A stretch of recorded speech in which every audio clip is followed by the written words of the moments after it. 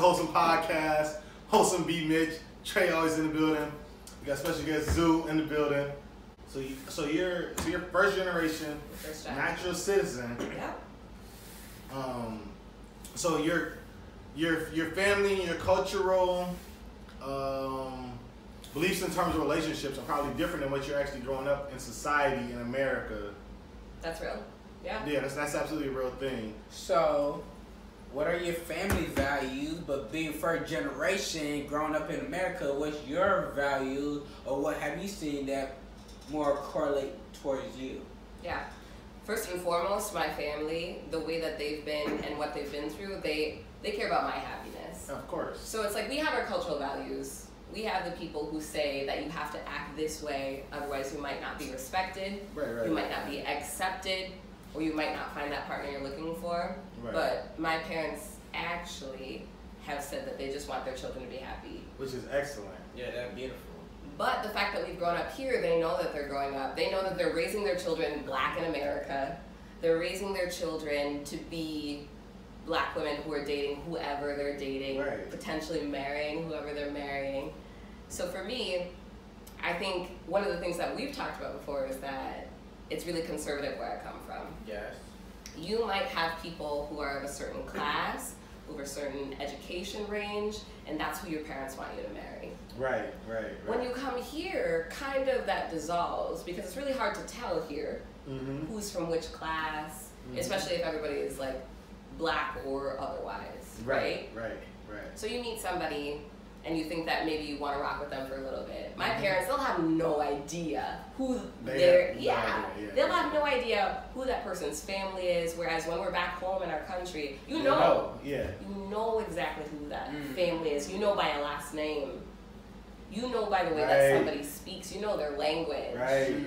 Here you come here and they have no idea who their daughters are dating. Freestyling. So how has that been? I mean, especially because you were in a small town of St. Cloud and coming to the city. You have a good memory. I told you one time that I was from St. Cloud. I remember everything. So from being in the city to being St. Cloud and being African descent, what differentiate all that shit? For me, if we're talking in terms of dating, right? Yeah, in terms of dating, what was the transition period like from St. Cloud to the city of Minneapolis, Twin Cities, which is 600,000 in between both of them? How was that transition like, and being with the descent you are? So you're Uganda, your parents are open to different things, but they probably don't know what those different things even consist of. They have no idea, right? Yeah. So I would say the biggest thing though, because I am the age I am, in the past 10 years, you know that there are so many South Sudanese people, there are so many Somalis, like that's a big part of Minnesota now. It is, yeah. But when I was growing up, back in the day, you gotta relax. I don't know. It was not that far back in the day. I don't think First so. of all. So being East African then meant something so much more different than what it does now. I agree, actually. People have... They're more cultural. Well, people know what immigrants are now in Minnesota. Yes, agreed. You think about it 20 years ago, when my parents came here, they had no idea what an East African immigrant was. That's very true. You're correct about that. I agree. In 7 years, we've had the most Somalis ever come outside of their country, the most South Sudanese ever come outside of their country, and people understand that. But when I was growing up, it was just me. So when you talk about me moving from St. Cloud as being the only East African immigrant and then moving to the Twin Cities. Where there's a full East African culture. Exactly. Wow, that must be lovely. You're out here loving it then. Well, that's the other thing too. You feel like you can step into a space and be yourself. That's excellent. Doesn't that feel good? It does. I'm not complaining. That's the bottom line is I'm not complaining. So, how was that transition like? Were you scared to come to the city? No, and the reason is because I came here for school, right? Right. You come and you think you're just going to study. It ends up changing you in ways that you don't think it's going to change you. You meet people. You realize that you have more potential than what you thought. When you come from a small city like that, everybody thinks that if you just follow step 8, 9, and 10, then that's your life, right? You get married and you die there. Yeah. When you move into a larger city with so many other people, then you realize that 10 is not the final step. Very true. So you just broaden your horizons and realize there's so much more you could do, so much more you could accomplish. Exactly. That's excellent. I'm feeling motivated. God dang. I really feel like I'm like, y'all ask me so many questions and it makes me uncomfortable. I like want to ask you questions. No, I want to ask you questions. Is that allowed? Is that allowed? I like being the host. First of all, welcome to my show. Wholesome Podcast. Featuring the Wholesome Podcast. We got Trey. We got Mitch. We got Trey. We got Mitch. She wildin'. This episode. This episode is what? Okay. So if y'all have been having guests on here who talk to you about like their dating and relationship histories, right? Yes. Is that, am I correct in saying that? Yes. Yes. Okay, so you gotta tune in, Wholesome Podcast every other Friday. Catch the link on YouTube. So, I met these two on a Sunday in Minneapolis, out doing their thing, right? Sunday fun day, we do it on Sunday. Very Sunday fun day. I think one of the things that people want to know, you guys can give me the male perspective, right? So I'm doing this for the girls. The black male perspective. The black male perspective, that's fair. Yes. That's fair and that's real.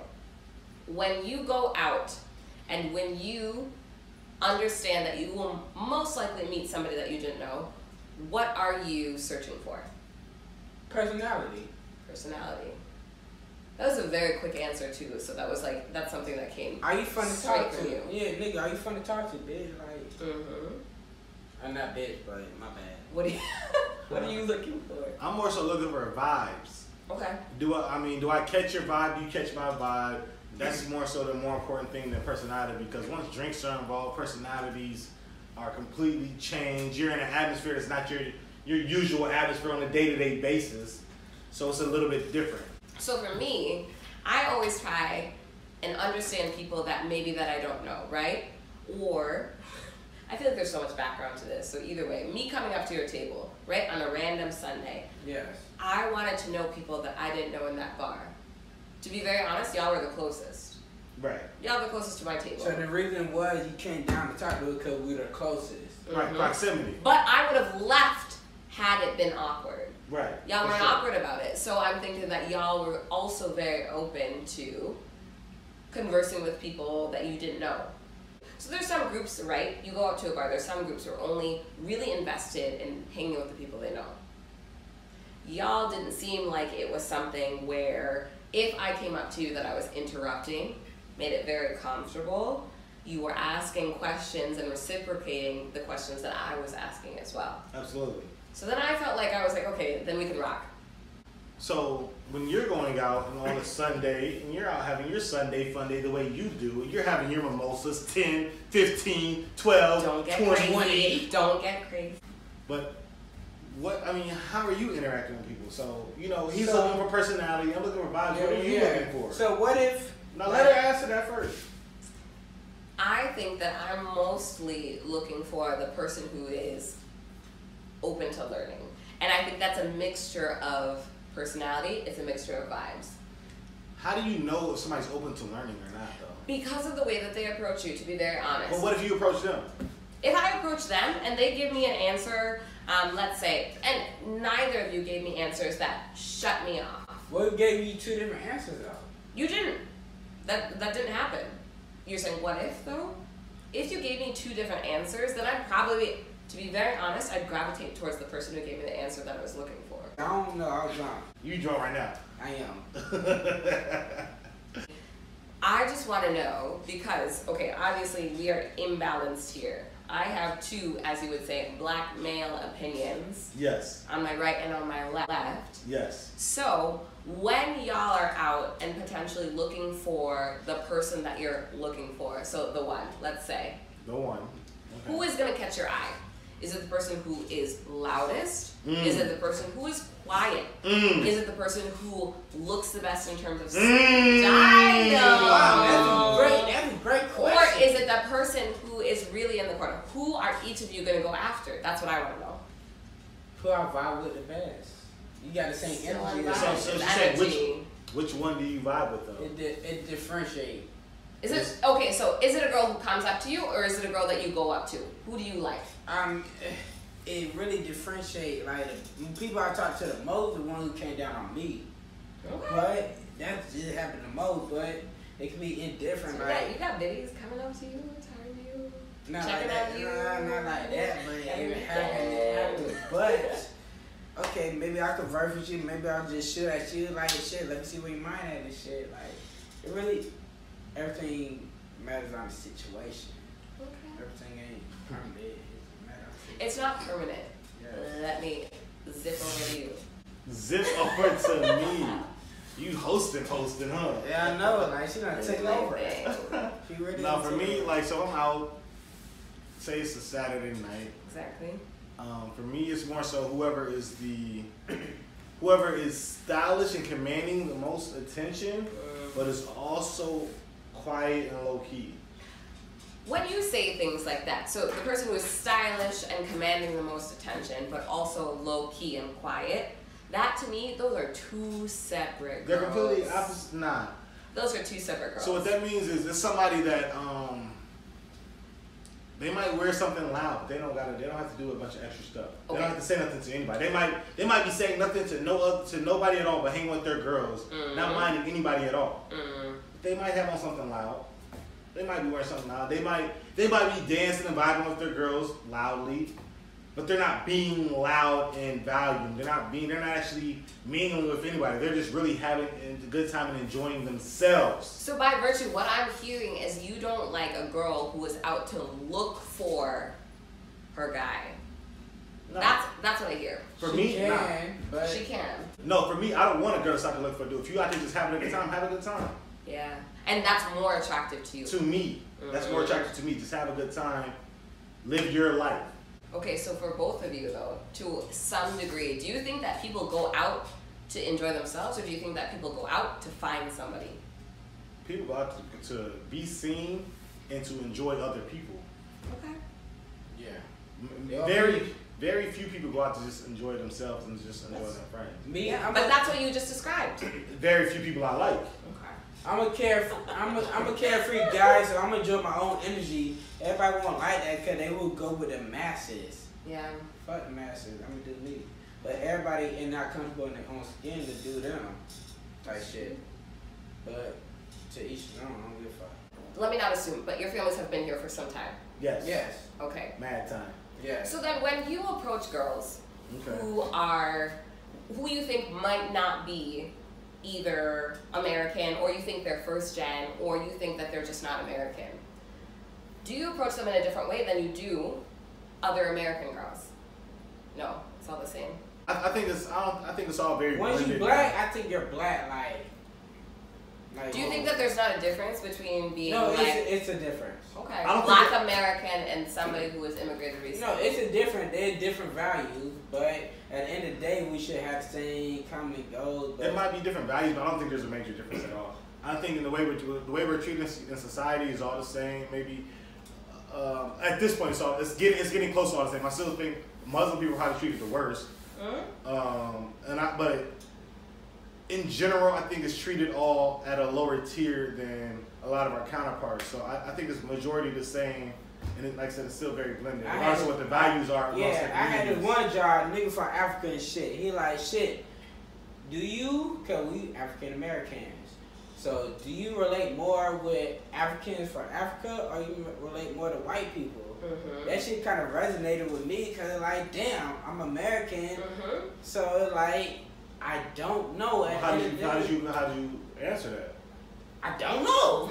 So for me, for me, we don't know the African culture. We don't know the traditions. But that doesn't mean you don't have to know the culture to be able to relate to something. I relate to something by looking like, if we look similar, we relate. If we act similar, we relate. So I don't have to. And like this, Nipsey Hussle, he from over there and shit. He like, that shit was a big like thing for him. Like he couldn't understand it. Like his parents really from where the fuck he from. But yeah, he's intriguing. But it was a learning aspect. He wasn't comfortable at first. You might understand the aspect, but you won't understand the traditions and everything. You don't have to understand everything to relate, though. You don't. I think here's my question. You don't have to. Here's my question. If he asked you, do you relate more to like white Americans versus like African immigrants?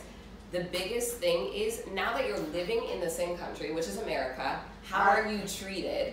And it's based off of skin color. That's 100% based off skin color. Yeah, I understand that. I understand that part, but it's different aspects between everything. But I think the main running theme with that is people usually are fleeing their countries because they're treated extremely poorly, usually because it's all type of war, all type of stuff going on. It's basically bad treatment to the 10th level. Is, but I'm saying, let me get to a point though. So it's bad treatment to the 10th level that we couldn't even imagine. But it's still bad treatment here for people of that same color. So that's the same, even though there's different perspectives of it. There's a higher level, lower level, whatever. It's still the same bad treatment. It's still bad treatment. You're 100% right, but being African American, if you go to another country like Asia, Africa, the little Spanish country that appreciate American niggas more than other niggas, we're still gonna be treated better than the niggas. No, we won't. Yes, we will. Where? What country? Tell me. Every fucking country. American niggas are more publicized than. I'm saying if we're citizens, if you're a black person, you become a citizen of almost any country. And you're darker skin, you get treated poorly. African American niggas are treated better than anywhere else. I said if you're of a darker pigment and you become a citizen of any other country, you get treated poorly. You will if you're from that country. No, if you're from America and you become a citizen of any other country, nigga, this is a fact. It's proven. I disagree. If American niggas go anywhere and be good, I believe that like wholeheartedly. It's not true. It's 100% not true. Ask anybody from any other country. Anybody that's of a darker skin is get treated poorly in most American niggas. They love American niggas in every other country. All right, Trey. How many other countries you been to? We're gonna edit this out. Have you been to any other country or talked to? I didn't know. How many people from other countries have you talked to that have said, "Hey, no, we're treated excellent even though we're of a darker skin"? Who has said that? I feel you, but it's racism all across the world. It is. Like, our niggas from that country get treated poorly, but you think that you're not from that country and no, you but get treated better? Everybody fantasize about American niggas, but I know it's racism every other. I know this. Our little Spanish country, all white, these niggas darker, fuck them. That just proves the point then. But American niggas are more publicized than anything else. Just because they're publicized doesn't mean if you come in. So they're more warranted. They more like, you feel me? I'm fuck with them, and that's a true fact. How do you know it's a fact? Chill out, but it's a so fact. You can't. So you have no idea how you know it's a fact, but it's a fact. But it's a fact. Okay.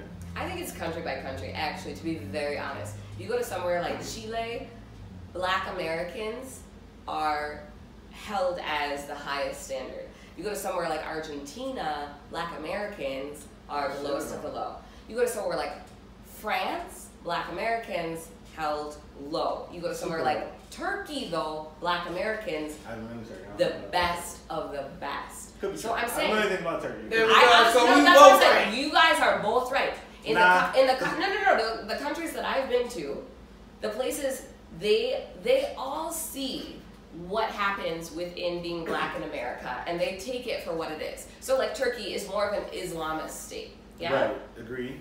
They will take Black Americans and they feel like you're a celebrity. But you go to somewhere like France, Black people are treated horribly. They hate Black people in France. You go to Chile, Black people are celebrities.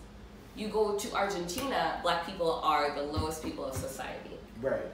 When are you worried about applying too much pressure to a woman? Well, so be honest, keep it 100% a buck. Most women say I don't apply enough pressure. So I'm talking this pressure talk, and I get a lot. I get. But this isn't necessarily a pressure walk. It's not. Hey, who am I kidding? Who am I kidding? I'm talking this pressure talk, and there's plenty of people that tell me like, do you like me or no? I'm blind to the fact I don't know none of this shit. Like, do you like? It's a lot of girls that be like, do you even like me? Like, you not applying enough pressure, basically. Okay. And it's not because I apply the pressure that I feel like it's fitting. I don't ever want to apply too much. I don't want to apply too little. I feel like what's fitting, but it don't be fitting, I guess. They want from the wax. So a lot of times they don't care about the genuine niggas. Like, bitch, I'm vibing with you. Like, let me vibe, bitch. So yeah, a lot of times girls are like, I don't know if you like me or not, because I guess I don't. It is hard to tell. If somebody isn't direct and if somebody isn't forward, it's hard to tell. Right. If you're talking to somebody as if they're just a friend or a family member, how are you gonna know? I talk to everyone as if they're a friend, though. And in that sense, though, what's wrong with that? There's nothing wrong with that. There's nothing wrong with that. I'm gonna treat everybody accountable to their action. Like, I'ma love you just like I love her. Like, it's genuine love type shit. But how would you know as if somebody's pursuing you on a higher level? How would you let some girl know that they're more special to you? Bitch, if I hang out with you in public, bitch, we hanging out. Who knows that? If you say that you treat if you treat everybody the same way, you got your friend over here from kindergarten, you got your friend over here from the grocery store, and then you got the girl that you want. How is the girl that you want gonna know? Damn it, bitch, I don't want you. I don't take everybody out. Like, bitch, let's go see a movie. Let's do that. Can we? Maybe she wouldn't know. Nigga, you want to see a movie? It depends on the movie. And we're gonna see Honey. Damn Honey it. came out in 2005. Damn it, we're gonna figure it out. Jessica Alba was good in that movie. Yeah, I seen it in theaters. Honey and Glitter came out at the same time. Remember that? I seen both of them. They came out at the same time. I seen both. Y'all are aging It was probably- yourselves. Don't tell It was probably us. back-to-back weekends. They was at the same time. No, they were best friends. I seen Honey and Glitter in theaters. They was out the same. No, Hardball was out the same time. I seen all three in theaters. They was out the same time. Listen, any movie you say Hardball for and that, Glitter, all those three movies out the same I time. believe you. I seen all of them in theaters. All of them. We're done with the conversation. Okay, so then you think that your approach is more straightforward. When we were talking to B. Mitch over here, he said that girls be telling him that they don't know whether or not he's actually trying to pursue them or if he just wants a friendship. Different lifestyle. And I think that is very, very difficult. It's a different lifestyle. Which one would you rather be in?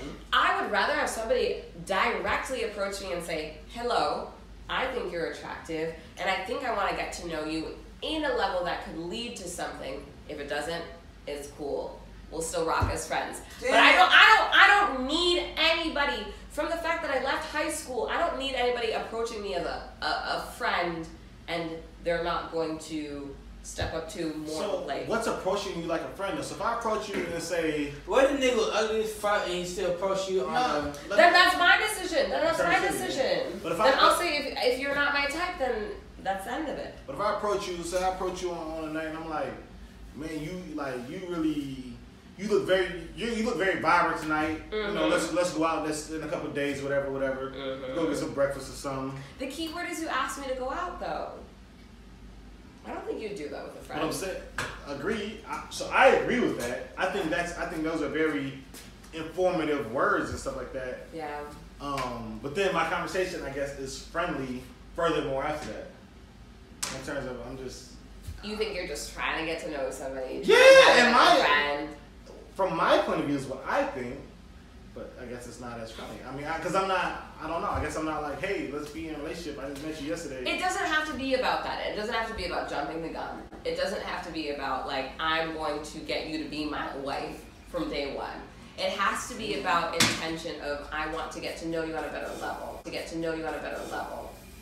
I think there are these guys out there who want to play the field. So either they're like, I want to take you home tonight, and that's all you'll be, or there are these guys who are like, I just want to have so many female friends. The guys that right now, for me as Zoo, that I'm most interested in are the guys who are serious about potentially building something, and that's a whole different approach. Right, but building takes time. It does take time, and I don't want it to be right off the bat. Right, a lot of women nowadays aren't willing to take time to just relax and just. That's not true. You think a lot of women. It's a fact. It's a fact. It's not even kinda, not sort of. Give me the facts. Give me the picture. I don't care. Yo, it's like 90% of women ain't trying to really sit and just build. They talk that stuff, but it's not for real. They talk that. Why do you think that? I know that as a young man. Give me an example. I need an example is this. Example. An example is this. And here's a great example. Mm-hmm. Perfect example. I'm using my own lifestyle for example. Give us your autobio. Listen, literally. So wow. So say I'm talking to a young lady and she asked, so what do you look for? I'm like, so I just want to get to know you. It takes me a little bit of time to get to a relationship. Yeah. It might take me a couple years, I don't know. Yeah. But it takes time for me to know if I want to be in a relationship with somebody. 6 months down the line, she'll start pressing me and be like, and eventually just disappear. What did she press you on? What was the pressing you? Nigga, you gonna wipe me right now? But nobody's ever said that to me. But if they did, they got that's not okay. I don't tolerate that. Okay. You can't just ask. You can't just tell somebody you better have wife a me. zero tolerance policy. Yeah, you gonna tell me? You gonna tell me you better wife me right now? You better relax. Like, carry on. True story. But no. So if you talk to a young lady, you talk to her 6 months consistently. Yeah. Consistently. So you can day-to-day basis, hanging out consistently. 6 to 9 months down the line, guarantee she wants a relationship. If you say that, hey, I'm not ready for a relationship yet, she goes down a whole spill on, well, why not? We talk every day, been talking for 6 to 9 months. We know each other pretty well. Oh, you trifling. Why not? Why can't we exclusively have a relationship? My response would be, I don't know you well enough. Seems to be a problematic response. If 6 to 9 months pass by, whether this is somebody who's a love interest or a friend, in that time frame, there's nobody who you're going to tell that you don't know well enough. It's either that there's something wrong with you, that you haven't been listening, because even if it hasn't been a romantic interest, if it's just a friend, if you know somebody for 6 to 9 months and you end up saying, I don't know you well enough, then there's a whole other problem. I disagree completely. Okay, tell me the points of disagreement. Because have you ever been in a relationship for a long period of time? That's something I can say, yeah. How long? Let's say, I'm an odd case because my longest relationship has been 8 months. But to me that feels like a long period of time. So it's not. You're right. It's not a long-term relationship. It's not 3 years. So that's a tough example, but month 3 compared to month 8, did you not learn different things? Of course you did. So, but I'm pretty sure you know people that have been married for plenty of years, right? Of course. The things, they're still learning things even later on in marriage, right? Yeah. So you're telling me that 6 to 9 months, you can't learn more things a year and a half later? You can, but what you were saying is that I didn't know that this was somebody that I was going to be able to rock with. That's what you initially said. I don't know someone well enough at 6 to 9 months to be in a relationship with them. I don't know them well enough. Because there's still so many things. Because to me, in my opinion, the first few months, if you're actually talking to somebody and actually get to know them on a relationship type level, the first few months, they're going to put on the best of them because they're attracted to you. Of course. They want you to be attracted to them. They want to put on the best of them. Yeah. Once they finally let that, of course. they might not let that guard down until who knows when. You don't know when they let that guard down, but you start to learn more things in those later months. So you start to get to 9 months, 12 months. But I think naturally that dissipates, and I don't know. It does. I don't know that for sure. But I think that naturally, after 3 months even, that somebody lets that guard down. They may be trying to always present their best self, but at the same time, I partially agree. You will see things about their life that you wouldn't have known before. I personally and you will know whether or not. After 6 months, you will know whether or not this is somebody that you absolutely. You'll know more. You'll know more. You won't know for sure. Yeah. You'll know more though. You'll know more though, for sure. So I agree with everything you just said. I think after, like I said, after 3 months, you'll know a little more. 6 months, you'll know a little more. 9 months, you'll know a little more. But how do you know for sure? What's the rush? Why rush into something that if it's supposed to be forever, it's going to be forever? Why rush into it? You want to know what the rush is? I think a lot of the time for people, there's some sort of biological clock that comes into play. So a lot of people are saying that like, oh, I want to get married. What does getting married mean? It means potentially kids. There is an actual limit to that. Girls always say this point of view, oh, biological clock. Because y'all don't have to worry about it. You can provide a child until the time that you're what, 85? This is always the girl point of view. Always. Because the girl point of view is a scientific point of view. If you can give children until you're 85, but maybe I can until I'm 37, it's gonna mean a hell of a lot more to me. So that means rush? It doesn't mean rush, no. And so my personality specifically, I don't care who the guy is. I'm not gonna rush. I'm going to make sure that I'm comfortable. Right. First of all, black men don't cheat. This has been the Wholesome Podcast. Podcast. Wholesome B, Mitch. Trey, somewhere in the building. Zoo, the fake host. Just made another one. Huh? Packing the mail, it's gone. She like I smell cologne. Yeah, I just signed the deal, I'm on.